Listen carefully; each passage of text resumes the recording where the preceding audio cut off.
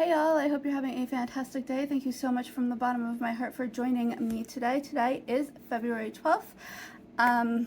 Wow, so much y'all has happened, and this is just how my life has been the past year and a half or so. It's like a tornado, or I don't even know, a marathon, or I just feel like my life is trying to run me over. It's going so fast. I need it to slow down. It's insane. So, last time I picked up the camera, I had a vision. I had a vision of what I wanted to do and where I wanted my videos to go. And, then life happens and chronic illness happens. And I went into an adrenal crisis on my birthday. And then took a little bit, for me to recover from that. It's always exhausting. And I just kind of feel like your body needs to kind of reboot. So for anybody who doesn't know, your adrenal gland makes cortisol. Cortisol is a stress hormone, and that helps you to regulate a lot of things in your body and is essential to life. I do not make that on my own, so I take prednisone, and still you can go into a crisis because of other things going on in my body at the time and just outside stress. Life is stressful. And so if I don't have enough of the cortisol in my body, bad things happen. So I had to do a little bit of an injection the day after my birthday, and then it took a couple of days for that to kind of even itself out. Then I was having some additional symptoms. I was like, I don't really know what's going on at the moment. And I was talking to my best friend, and she's like, think you need to take a COVID test. And I was like, a COVID test? Why? I don't go anywhere. She's like, well, it sounds like you have the virus. So I was very skeptical, but I was like, whatever, I'll take the test. At this point, it can't hurt. To my shock, it was positive. Nobody else in my house is positive, just me, which I'm not surprised. Everybody else is vaccinated, and almost everybody is boosted. One more person needs to be, and then everybody's covered with that, so that is a wonderful thing. I have not taken the vaccine due to medical reasons, and if somebody's going to say that it's, safe, I'm on board and I'm 100% in. But until somebody can say, hey, it's safe and, this is the plan, we're not going to just do it. So, because it's been advised so far against because of my allergies. I am highly allergic to the flu shot. So, I guess I'm about a week and a half into the whole COVID scene. Definitely do not recommend. My first symptoms was extreme chills and additional weakness.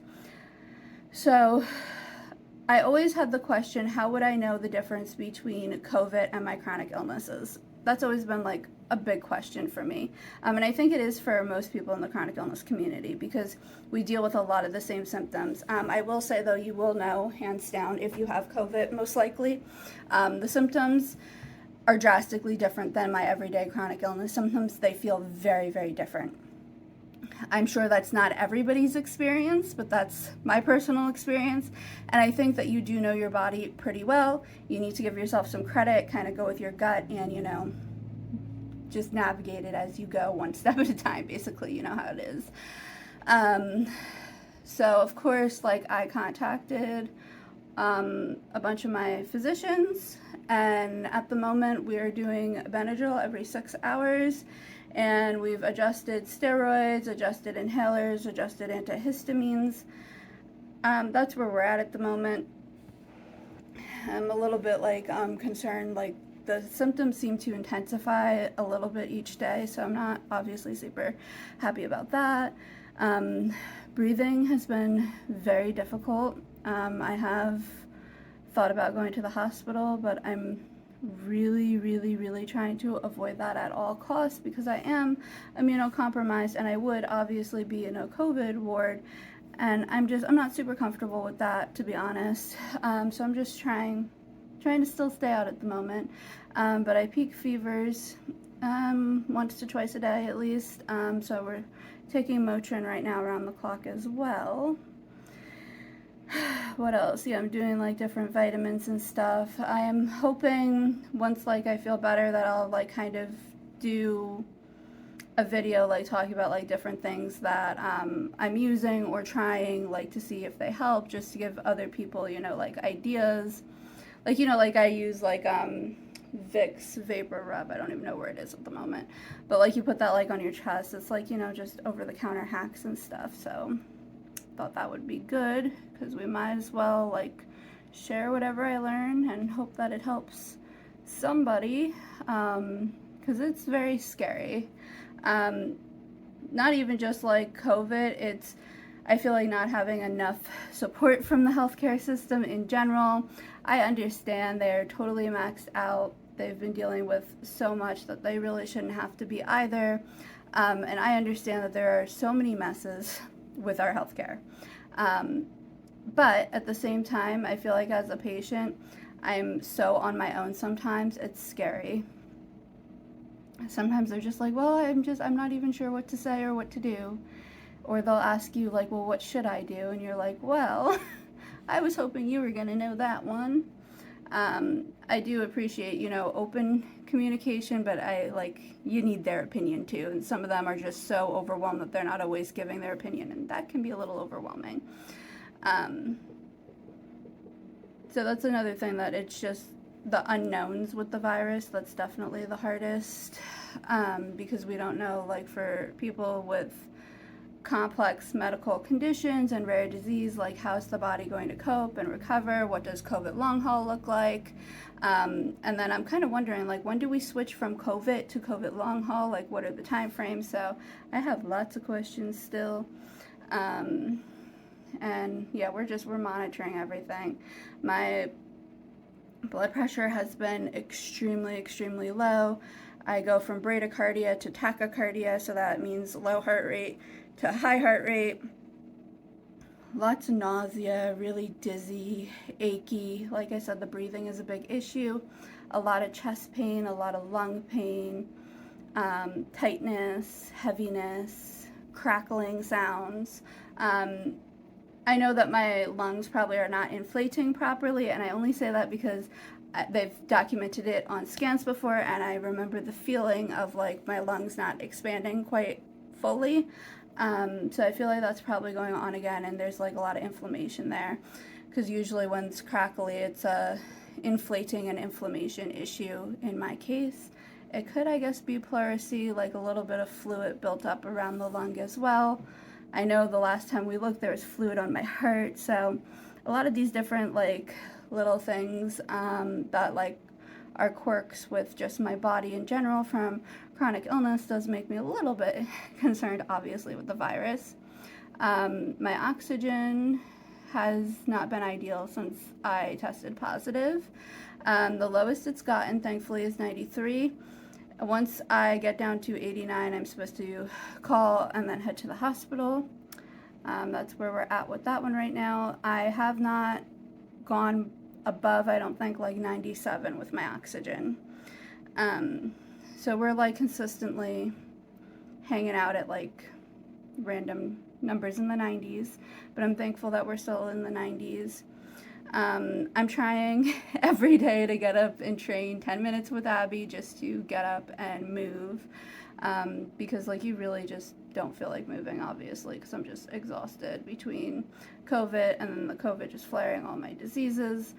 Then I'm going to end up being late for Remicade because Remicade's in like 2 weeks, and I don't think I'm going to be better by then. Just because it's always taken my body a really long time, like, to get over viruses and stuff. When I was growing up, there could be like the 24-hour bug like going around in our house and, you know, in the school and whatever. And everybody would have it 24 or 48 hours. They'd be good.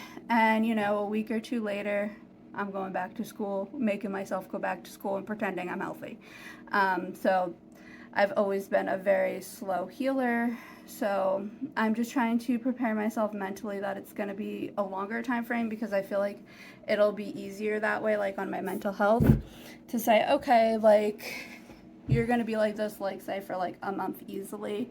And then, like, if it ends up being like a week, then you're just pleasantly surprised, you know what I mean? Instead of like the other way around, that you're like, well, I'm going to be all better in a week, and then like you're just deflated and disappointed. Like, we're trying to avoid depression at this point. And yeah, like COVID also, from like I'm reading obviously a little bit more about it, there's been a lot of like mental health changes for people. I'm wondering too, for some people, are the adrenal glands being hit? Is there like also an adrenal insufficiency factor for some people? It's a very complex virus, that is for sure, and it's interesting, but it's hard that we don't have a lot of information. I have been doing a lot of sleeping, a lot of resting. I don't go very far at all, which is really hard. I can't even come and sit over here for honestly that long. Like, it's so exhausting. Everything's exhausting, and like it's just really frustrating. I'm like taking naps usually. I'm always thirsty, so pushing lots and lots of fluids and lots of banana bags. So that's like one of my biggest tips, like for anybody with chronic illness. Like keep electrolytes on hand. So if you end up with COVID or any type of virus or a flare-up, electrolytes are your best friend.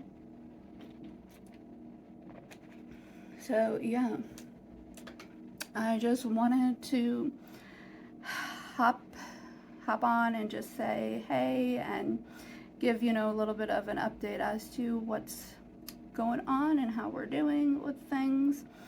I'm hoping to do like another like vlog and then like, you know, some COVID tips videos type stuff over the next few days to weeks. So bear with me, it'll be slow, but hopefully I can offer, you know, some encouragement for the chronic illness community with COVID. I know it's a very difficult, touchy subject, and it's overwhelming, and it's extremely stressful for most of us. So I'm hoping that maybe me sharing my experience will help people to feel a little less intimidated, maybe a little less alone, a little more encouraged. I don't know. We can just hope for the best, right? So I hope with all my heart that you are feeling amazing and that you're having a wonderful day. I hope that you're able to keep your stress levels way down and that you're able to enjoy something for even 2 minutes today, because you so deserve that. You're worthy of having fun and relaxing and de-stressing and being creative and enjoying life and feeling carefree for just a few moments. I am sending lots of spoons, prayers, hugs, and positive unicorn vibes, and I will see you guys soon. Bye!